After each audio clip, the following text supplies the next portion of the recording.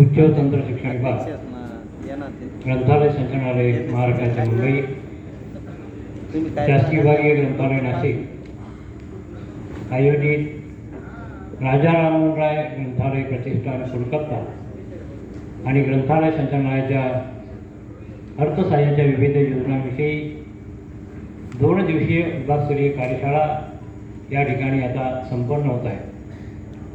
या कार्यशाळेचं हे समारोप सत्र आहे। या समारोप सत्रामध्ये मनोगत व्यक्त करत असताना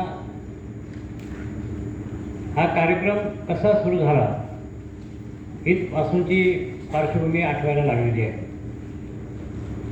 मागच्या वर्षी आमची राजा राममोहन राय ग्रंथालय प्रतिष्ठानच्या नियोजन समितीची बैठक झाली। या बैठकीमध्ये माननीय प्रधान सचिव राजा राममोहन राय ग्रंथालय प्रतिष्ठानचे माननीय महासंचालक सदस्य, राज्य ग्रंथालय संघाचे अध्यक्ष आणि मी स्वतः होतो।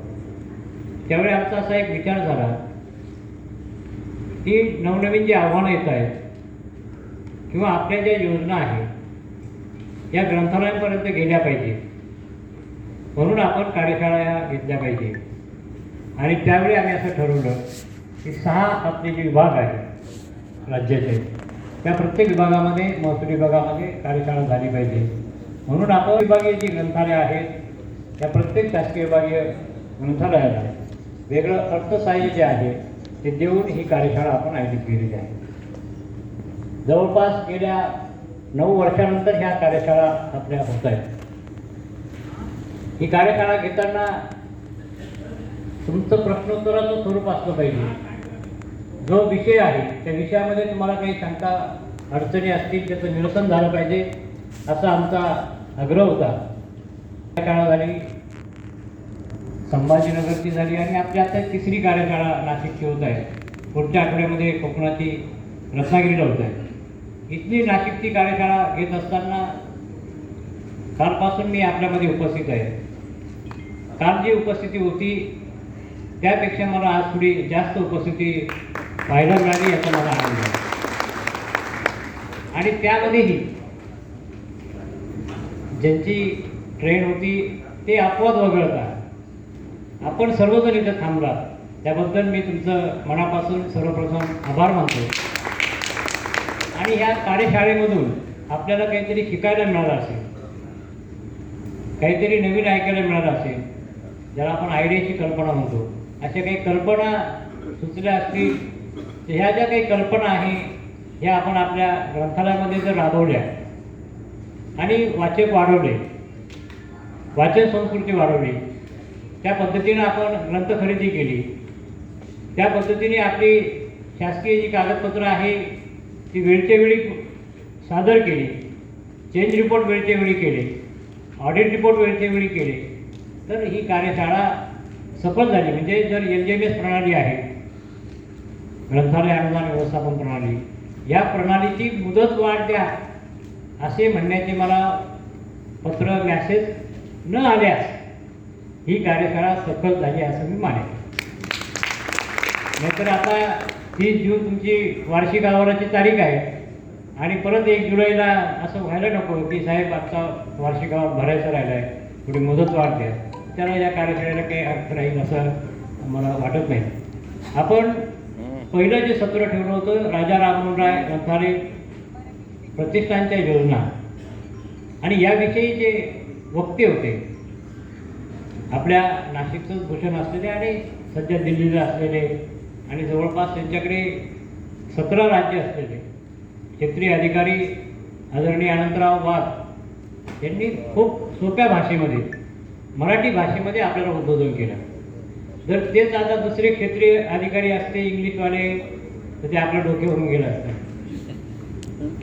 हिंदीवाले आले असते तर 50% आपल्याला ते समजलं असतं, पण त्यांनी मराठीमध्ये आपल्याला त्यांच्या भावना किंवा काय करावं लागतं आणि आपणही काय आपल्यामध्ये अडचणी येतात त्याविषयी त्यांना शंका विचारून त्याचं निरसन त्यांनी केलं।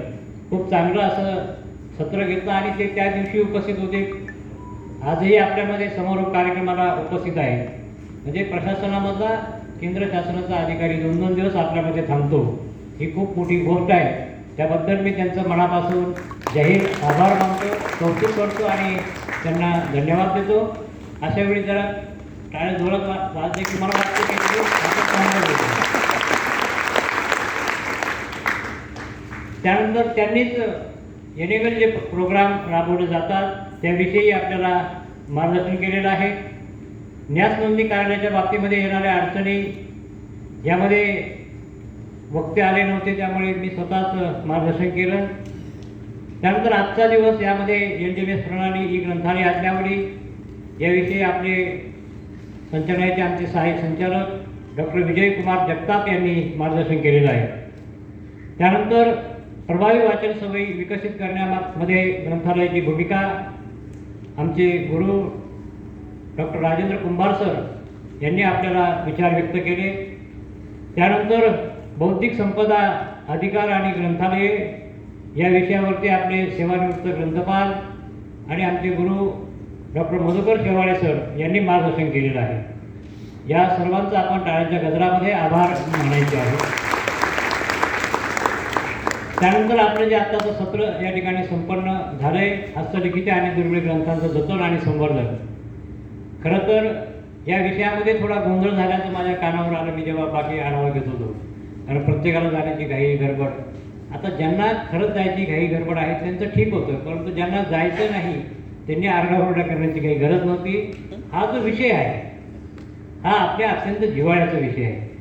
दुर्मिळ हस्तलिखित पुस्तकं हा आपला ठेवा आहे, तो कसा जतन करायचा आहे, कोणत्या स्वरूपामध्ये आहे याचं विस्तृत विवेचन श्रीमती अनिता जोशी मॅडम यांनी आपल्याला केलेलं आहे आणि आपल्या ज्ञानामध्ये एक चांगली भर टाकलेली आहे. त्याबद्दल मी त्यांचे आभार या ठिकाणी मानतो.